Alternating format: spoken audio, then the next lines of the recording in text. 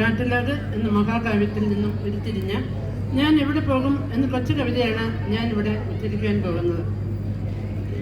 ഒരു നല്ല കൂട്ടായ്മ നാഥനൊരുക്കി, അതിനുള്ളിൽ സ്നേഹത്തിൻ തിരികൾ കൊളുത്തി, പരമപിതാവായ ദൈവമേ അങ്ങേ തിരുമുമ്പിൽ നിൽക്കുന്നു കൈകൂപ്പിതാ ഞാൻ.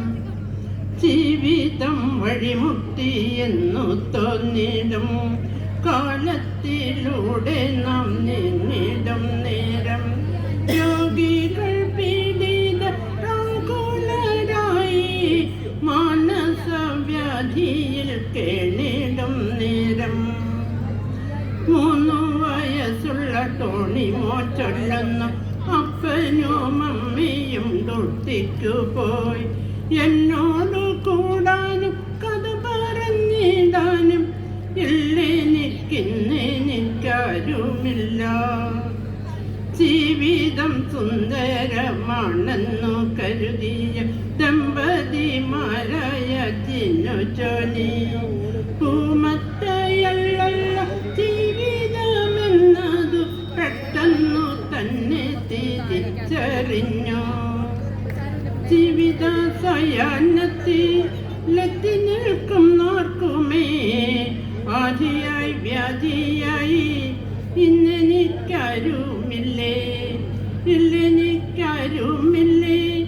എന്നുള്ള തെങ്ങലാണ് എല്ലാവർക്കുമേ പങ്കുവെച്ചിടാനായി.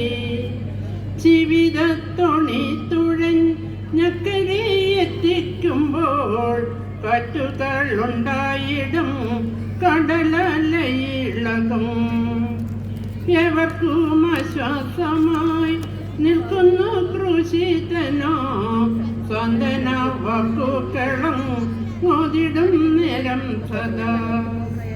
അമരത്തുറങ്ങുന്ന നാഥനെ വിളിക്കുകിൽ, കാറ്റിനെ ശാന്തമാക്കി അക്കരെ എത്തിയിടമേ. ലോകവസാനത്തോളം നമ്മളോടൊപ്പമാകാൻ അപ്പത്തിൽ വസിച്ചവൻ ദിവ്യകാരുണ്യമായി. വിശ്വസിച്ചിടാം നമുക്ക് തിരുവചനങ്ങൾ, നിത്യജീവനുണ്ടെന്ന സത്യമതറിയണം.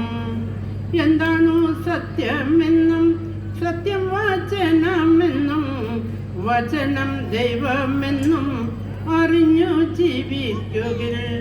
മത്തായി 4:4 ഒട്ടും നാം മറക്കല്ലേ. മർക്കോസ് 11:12 പൂവുപോൽ കൊഴിയുന്നു ഒരു കൊച്ചു ജീവിതമോ, ധന്യമായി തീർത്തിടമേ നിത്യതയെത്തുവോളം. ധന്യമായി തീർത്തിടമേ നിത്യതയെത്തുവോളം. Thank you.